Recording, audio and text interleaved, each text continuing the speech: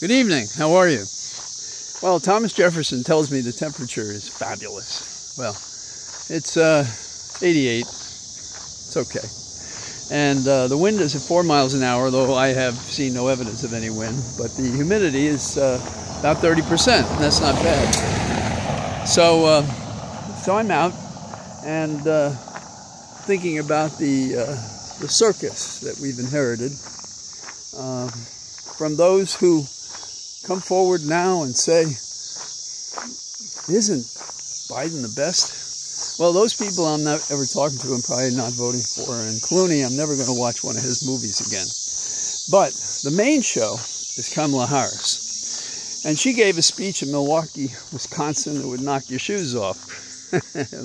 And in Trump's case, that's a fair amount. So she had tremendous force of word. She was affirmative. There was no weakness of any sort. There was no giving ground of any sort. And the content of her speech was to carry on what they had done for 3 years together, herself and Biden, and what she hoped to continue. And she spoke about it in detail. And if she didn't have a microphone, nobody would have heard her. Maybe she wasn't the Beatles, but she was doing really well. And she said she was used to prosecuting felons. After all, she'd been a local prosecutor. And she knew those who cheated consumers and abused women and were involved in large frauds and were made to face up to it. So the prosecutor is loose, and the prosecutor is going after the felon in chief. And already $100 million has been raised. She has gotten the support of a majority of the delegates to the Democratic Convention. And she's gaining points in the polls. So what are we doing next? Well, the spotlight's on who will be her vice president. Now, I like Pete Buttigieg, but I have a feeling that Josh Shapiro, the governor of Pennsylvania, may have the inside track. And I say that because he's had a reputation for coming prepared and fighting like mad and succeeding. In fact, before he was the governor, he was the attorney general, and he fought Trump's efforts to cheat in the election in Pennsylvania. So he knows the man. And what's even better is Trump probably knows him as well. And what has been the answer? Well, I talked about a couple of them yesterday. That is, the answer of the Trump team, so to speak, the ghoulish members of the We Want to Be King crowd. And what they're upset about is DEI. Now, I hadn't really thought about that until now, but I was necessarily a minor Latin scholar because I was taught by the Jesuits. So I had 4 years of Latin, and I know I'm strange. I actually enjoyed it. And but here's the thing. DEI are the letters, and each letter corresponds, and you probably know this, so forgive me. I'm saying this in case there are those who aren't familiar with it, because it's not that it's arcane. It's direct and open discrimination against persons of color. So the D stands for diversity. You know, like the melting pot idea of a person like Moynihan. Although some say it's not so much that you melt together as that you work together, and I think that's right. Also, equity. Can you imagine a Republican who believes that we're all equal before the law? That's another reason why they're against equity. And then finally, the I is inclusion. You know, it's not enough to be acceptable, to participate in as diverse, or to be equal, but to have the action to be able to do something. And in that regard, DEI stands for all three propositions. Now, what came over me thinking about it is Deus, D-E-U-S, is the word in Latin for God. And the next case is Dei, of God. So the Republicans, for all their Christian nonsense, meaning that they're basically Christo-fascists, they don't even know what the letters stand for, and they don't know that Deus Dei makes it at least somewhat ironic that these people would be against this. Now, you may say, well, who would say such a thing? Well, Representative Tim Burchett from Tennessee said that Kamala Harris is a DEI hire. In other words, they hired her for what? Let's go over this. Kamala Harris was a local prosecutor. Kamala Harris was elected to become the Attorney General of the state of California. She was also elected to the United States Senate. And, this is kind of a kick, she was elected vice president in a race against Trump. Now, Trump has never, well, let's put it this way. She's never lost an election, to my knowledge, but Trump certainly did to her. And with his misogyny on fire, can you imagine what it's like for him? And he thought he'd put away all women who would ever oppose him when he cheated his way with Hillary. And Comey screwed up, and people didn't think he could possibly have been doing anything except having locker room talk. And then he did suppress information about himself, as you know, and has been convicted for it.